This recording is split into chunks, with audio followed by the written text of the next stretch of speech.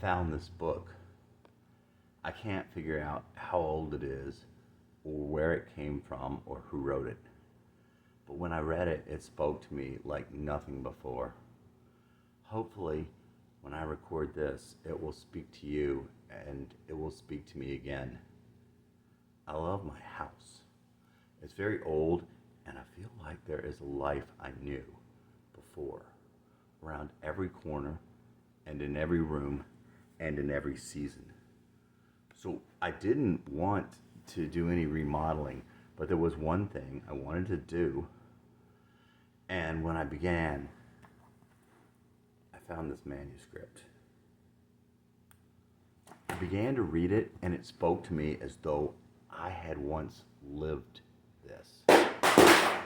After a few short chapters, I decided that I wanted to read this out loud myself and record it for posterity. And maybe whoever it is, or whoever they were, they will hear it.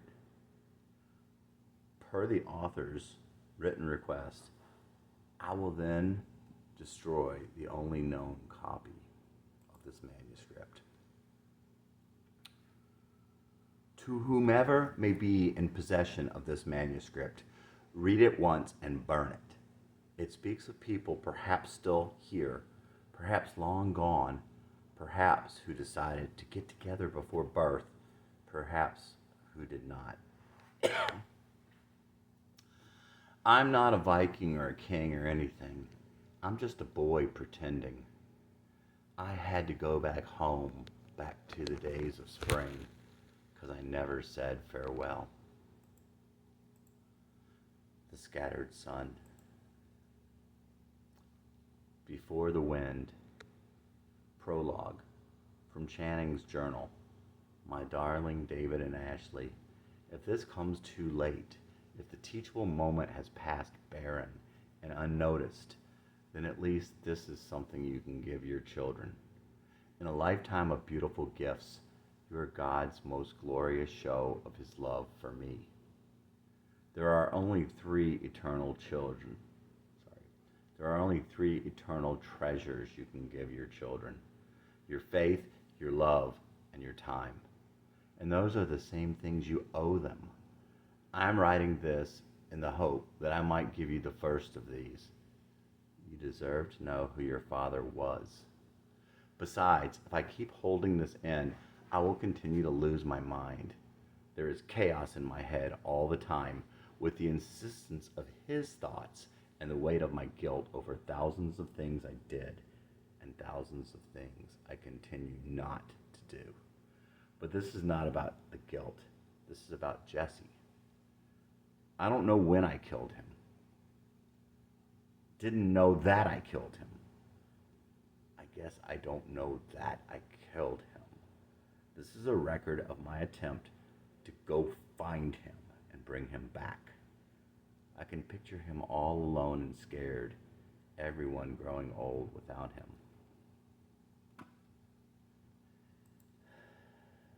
Perhaps it is just an expedition to recover the body and give him a decent burial. If nothing else, though, I hope to find out when and how it happened. Let's start at the beginning. The cosmos that we know was not created in 6 days. It was created before time, and our God still exists outside of time. Before time, our souls were as the stars. We sang a song, The Color of the Rain, but we could not love the one like the one loved us. You can't make somebody love you. And so the one had a plan.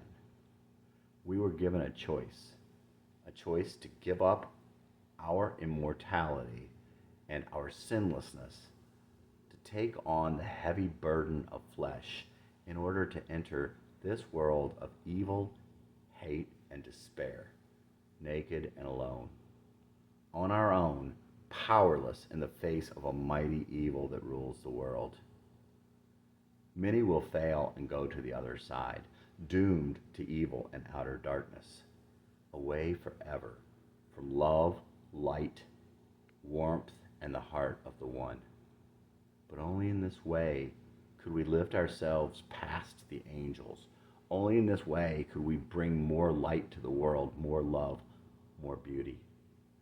Only in this way could we love the one as he loves us. We chose this. We cannot say we did not choose to be born.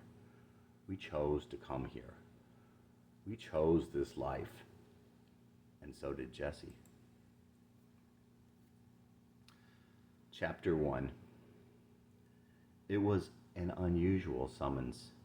The antagonist considered how long it had been since he had last been called up. It wasn't like he could have any effect anymore.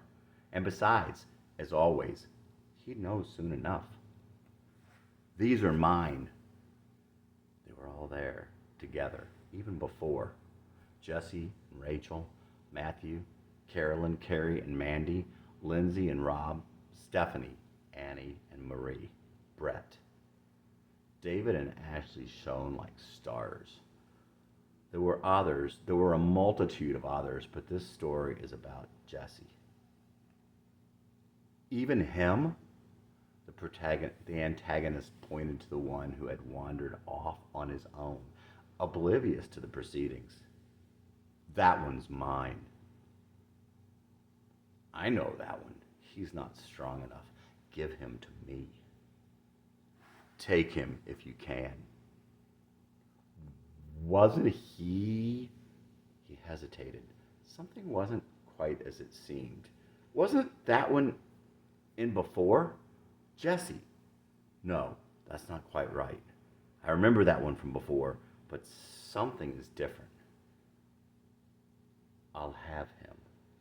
The only difficulty will be his inability to follow. The other one's going in first. They're yours, no argument, but I'm taking them out. I have someone special in mind for each of them. Annie? Why do you call her that? That's not her name. I'll keep her in her own private jail. You can call her paralyzed if you like. These two are very powerful. Yes, I can see that. How do you plan to tie them together? Before he could turn to answer, he found himself back inside of time. What follows comes from Jesse's journals and Jesse's songs, all the things he had shared and all the secrets that the others knew about him. It's only a guess what he actually felt, but it's a beautiful story. If you have an affinity for sadness, anyway, it all seems crazy. It all seems such a waste of time, but still, there was something more there. Going back to the things that happened when Jesse was little, long before Nashville, to a time before he came to feel that way he felt about himself later. Before he would sometimes wish he could sleep forever, wished he was dead, wished he could disappear. Before the times when he didn't feel like he deserved to be here, didn't deserve the food that he put in his mouth. Somewhere in there are clues to how he got there and where it all went wrong, but he could not see them. Later, perhaps, it was summed up when she told him, "Somebody sure did a number on you." Maybe there are clues in these pages, maybe not. If they aren't here, then we'll never know. You could say that Jesse was insane, but you could just as easily call Channing crazy. The difference is, it's crazy to go back to look for something that caused so much pain, but insanity entails self-destructiveness. But in Channing's mind, Jesse was a hero. He fought the battle he had to. He lived the way he was meant to live. They say, as we've heard a million times, the one definition of insanity is doing the exact same thing you did before and expecting different results. Well, that's what Jesse did at the end. It may be what he did his entire life, but there were definitely a few changes that he went through over the years. Some months after Channing last saw Jesse, Channing went out to Cloud Canyon and made a final climb up Mystic Ridge, with a 6 bottle cardboard carrier of Blatt's Big Mouths and a jam box with a cassette of Jesse's songs. He climbed the mountain, drank all the beer, and 90 minutes later the cassette was over. It was a spiritual experience, but later he would think on how he didn't know what he was listening for up there. He thought at the time that maybe he just wanted to try and hear if Jesse's songs were any good. But looking back, he would come to think it was about saying goodbye to Jesse. But at the time, Channing didn't know Jesse was gone. 5 years after that last trip, 5 years after that last trip, Channing had a series of visions. It started on a September night shortly before his son was born, when he walked outside in their backyard under the great stars. They had such a happy house, a happy street, a happy neighborhood, a happy backyard. But on that night, it occurred to him that the next September would mark 30 years since Jesse had first seen Carrie. Channing walked into the trees and seemed to go into some sort of sleeping state, an altered consciousness. From then on, he could close his eyes at any time and relive those dreams. From Channing's journal. I see Jesse in a classroom looking at someone across the room. It's Carrie. It's the first day of school. There are no walls except some sort of boundary that I can see through. There's forest on the other side. Then I notice a young woman looking on from the other side. A bell rings and the children start to exit. Carrie leaves and then Jesse. Jesse walks straight toward me and is gone. Now my body feels different. I see Carrie. I'm 12 again. I talk to Carrie, but it is different from when others are around. We're not quite the same children that were in the class, and yet I don't remember being older. Finally we part, and I am left standing in the wood. It is now, and I am next to the trees outside my house. Off and on throughout the fall, he walked to the wood and had the same dream. Each time after they parted, he would remember the time he spent with Carrie, but not the other times, except his memories no more clear than those of any other age. One time out there in the wood, they met, but it was different. Carrie's family was moving and she had to go. She would not come back and meet him there again. Channing tried in vain to meet her in the woods again, but could not. One day, some weeks later, however, he had another dream. I'm not in the class, but in the hallway of Jesse's old school. Jesse exists. Jesse exits. And I'm young again. Maybe 14? I'm alone in the hall. Someone else is coming, a young girl. It's Rachel, and we talk. He returned again the following night and saw himself in a wedding. Jesse was looking on from the other side of the barrier. He returned a week later and had one last vision. I see Jesse and Rachel talking on top of Mystic Ridge, on the flat part, in a dense fog. I become aware of others and see Mandy and Carrie and Carolyn. I blink, and they are all there, along with my kids around a big dining room table. It's from the set of The Big Chill, but I can see it. It's our house. Everything seems happy. Everyone seems happy. Rachel and Jesse hold hands, and I can see the love between them. Ain't Too Proud to Beg begins to play, and it turns dark, like for a scene change, and I'm alone in the woods again.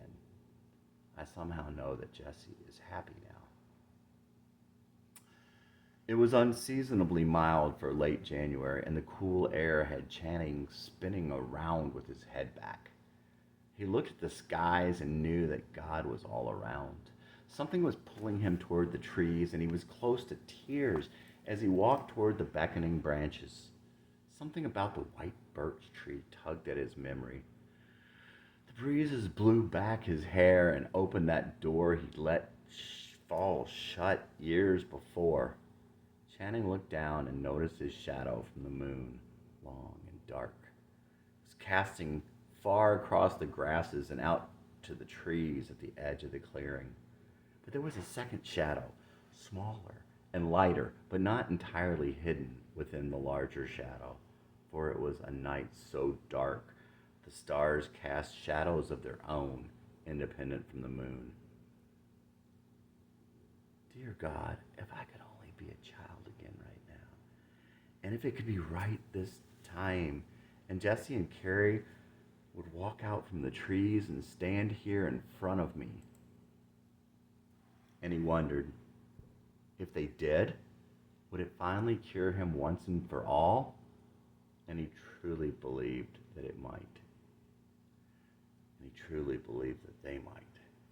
Channing felt God all around him, and life was that wonderful mystery, and he felt he would someday see them again.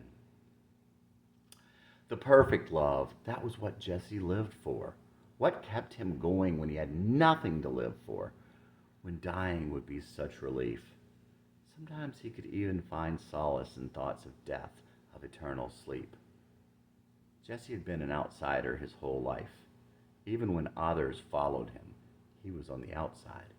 He was sometimes like a poor waif out in the cold, looking through the frosted pane at the warm glow and happy people on the inside.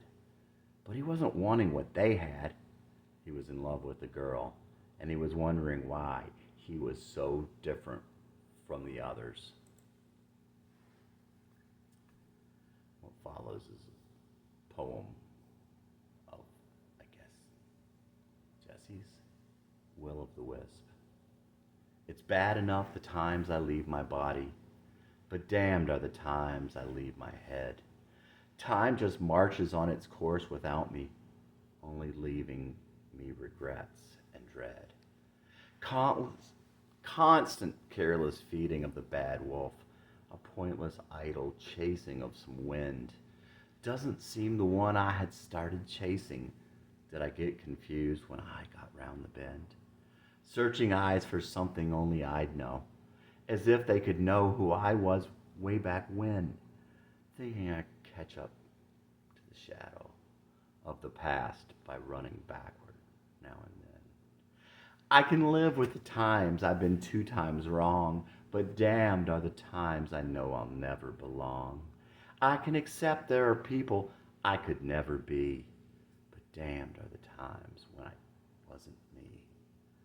A wheel inside a wheel, I feel I'm moving against the grain of all the others here. Looking at them speed ahead just makes me dizzy, 'cause I should be somewhere else, not here. Certainly now I'm speeding now across them. Only in this way I feel alive. But could it be I'm just standing still, or following so slowly I'm far behind? If at all they should even see me, they only see themselves reflected in my eyes, and my fear they'll see everything I'm lacking. If I look away, they won't catch me in my lies. I can live with the times I'm always wrong, but damned are the times I know I'll never belong. I can accept there are people I could never be, but damned are the times when I wasn't me. I can't say why you'd come to me for answers, although I'll gladly tell you what I've learned. It's not a race I'm equipped for winning. It's not a matter of admitting how I've yearned. I lie awake and listen not quite hard enough to try and hear the fading echoes pass from some melody slipping from my memory, as if hearing it could bring me home at last. So I try and bring about a past that never was. Does this explain the cloud inside my head? How others do the things that they decide to, while I float through my days asleep instead. I can live with the times I'm wrong, but damned are the times I know I'll never belong. I can accept that they're people I could never be, but damned are the times when I can't be me. Jesse Dillon. Chapter 2. One night, 5 years after the visions of Jesse and Carrie, on an impulse, Channing drove out to Cloud Mountain. It was the first time since his final ascent of the mountain. He got to the heart of the canyon and stopped the car and got out. Immediately, he was driven to jump back in. "You can't just stop in the middle of the road. What are you doing out here?" He waited out that feeling.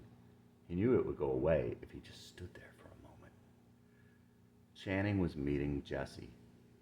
He just didn't know what to call it at the time. He could feel him. He just didn't know who he was at the time.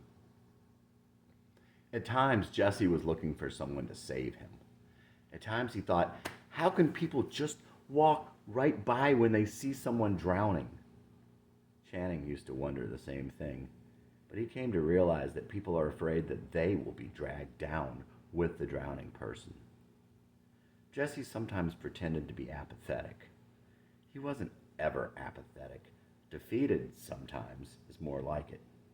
He pretended to be apathetic to spare himself the embarrassment of trying and failing again. Jesse was wide awake, but pretended sometimes to be asleep. Channing, on the other hand, had been asleep.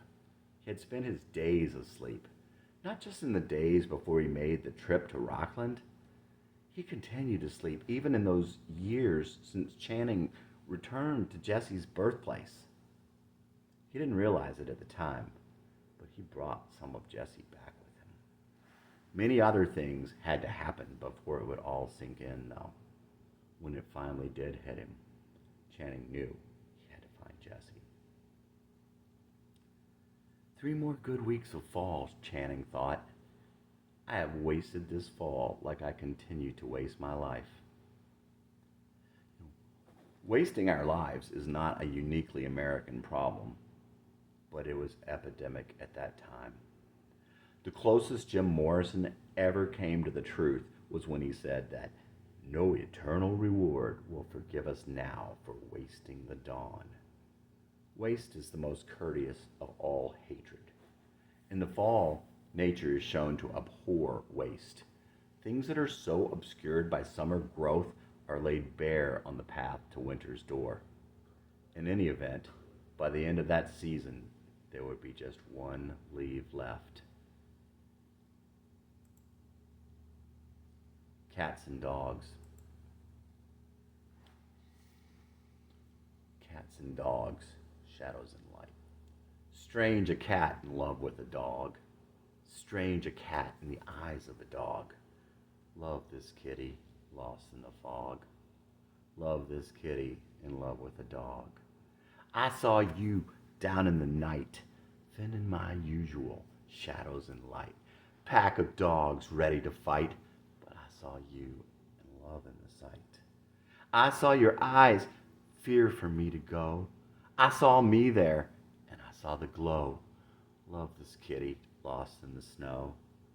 Love this kitty, in love with your soul. There's blood-matted fur when the dogs find a cat, and it's a long way for me to find where you're at.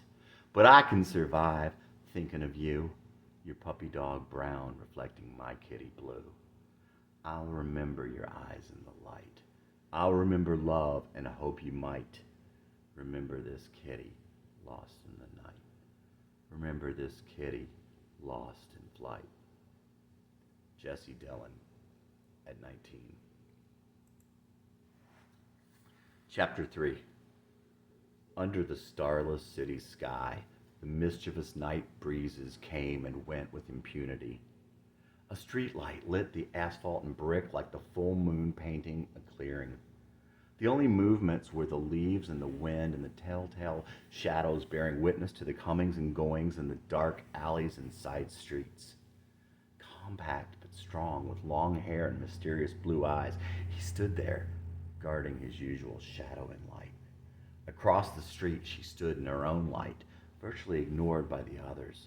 Small, with long and wavy, dark brown hair, she was all newness and innocence. Their eyes met. Her eyes were warm brown, sunsets, and in those eyes he saw the fires that dot the night skies out near the horizon. In those eyes he saw himself, and he saw the glow of love. The others had not noticed him, but he saw her fear for him to go. Suddenly they turned. In a flash of fur, they were on him, their echoed voices shattering the silence. Far outnumbered, he fought his way loose and disappeared into the night. When uneasy sleep overtook him, he dreamed of her eyes in the light. He dreamed himself in those eyes. They ran together, playing in sunlit meadows, tumbling in the tall grass. There's blood-matted fur when the dogs find a cat, and surely it was a long way to find her.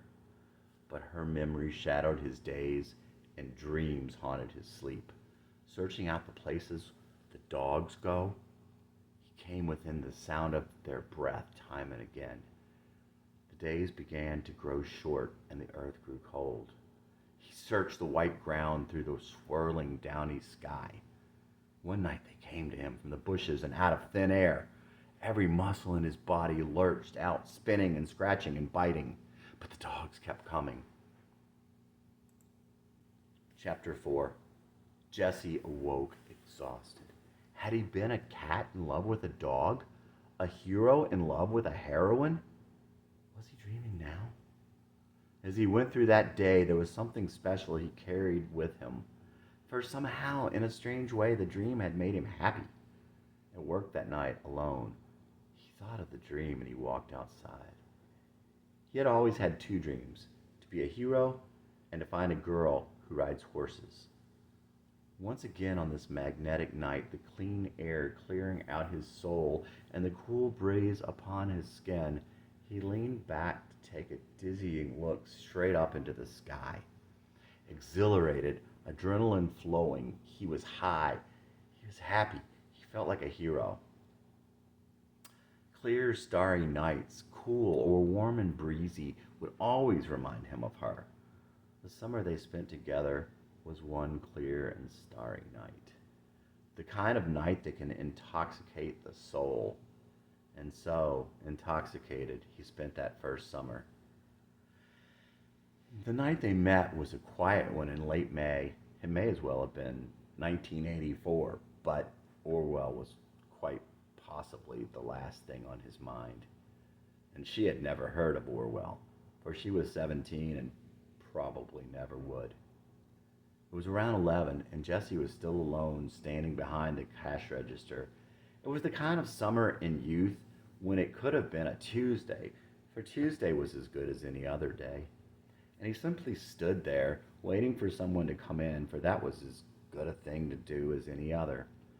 She came in to buy gum, alone in no particular hurry, her girlfriend out in the car. With long, curly hair that always seemed to be damp in the eyes of a child, Mandy was cute and different enough for Jesse to flirt. Jesse was above all else different. He was just above average in height, slim but muscular. He was good looking, but could never quite believe it after his middle and high school years. But he had those blue eyes and that smile, and a personality all his own that endeared him to everyone he wanted to be endeared to. She wasn't the kind of girl to usually notice She wasn't the kind of girl to usually notice a clerk in a store, or for that matter, much of anything. But she was the kind to notice boys. Certain ones, and tonight a friend had dragged her out to get over an all too young and broken heart. But young can be a good thing too. One look at Jesse, and her pain was gone. Kind of short and unimposing, Mandy was shy and quiet when she didn't know you. She didn't really know what to say or how to get noticed, but she was cute, and when she wanted something, she would just stand there until she was noticed. Thinking about his smile and his easy laughter, the young girl's heart beat faster as she walked back to the car. "Rebecca, I think I'm in love. He gave me back 20 cents instead of 19. Should I go back in?" She went back in, and Jesse knew why.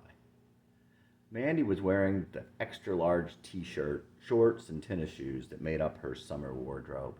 The t-shirt had a print of a Pegasus on it. Always curious about mythology and still flirting, Jesse demanded she tell him the story of Pegasus. By now, a couple of the regulars had come in to stand around and socialize with Jesse, so he had an audience. You don't know what the story is? It's a Greek myth. You have to know it if you wear the shirt. It's a rule. Shy, probably embarrassed, the girl was in his sway, but not overly confident at this particular time in his life. Jesse wasn't positive she'd be back. Rebecca, I've got to find that book. They looked all over her house. Dad, have you seen that book on mythology? When Mandy came back in later that night, the crowd was up to 6 or 7. Jesse was half surprised to see her again so soon. It was with utmost shyness that Mandy handed him the book across the counter in front of all those people. As he teased her again, he hastily scrawled on a piece of scrap paper, "Call me, Jesse, 425-8724," and slipped it into the book. No, no, you were supposed to know the story, he protested as he handed Mandy the book she had searched so hard to find. Mandy had not noticed the note, and more interested in Jesse than the book, saw him again more than once before she found the note. Only when he mentioned it later did Mandy know of its existence. Upon returning home, she ran once again to find the book and the important scrap of paper whose purpose was now obsolete. She never did read about Pegasus, but then again, neither did Jesse.